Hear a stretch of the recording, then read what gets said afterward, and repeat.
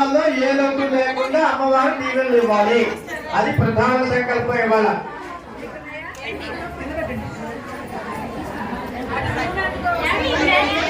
జాంకాయలు అమ్మేవాడిని అడిగితే యుద్ధం కదా మీ రేటు పెరిగింది అన్నాడు. అరే జాంకాయలకి నీ యుద్ధానికి సంబంధం ఏంటి అంటే సంబంధం. జాంకాయలు అమ్మేవాడు కూడా రేటు పెంచేశాడు. అది అలా ఉంది పరిస్థితి. అంతే.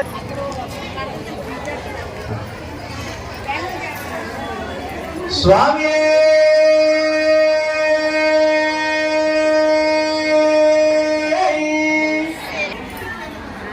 5 నిమిషాలే.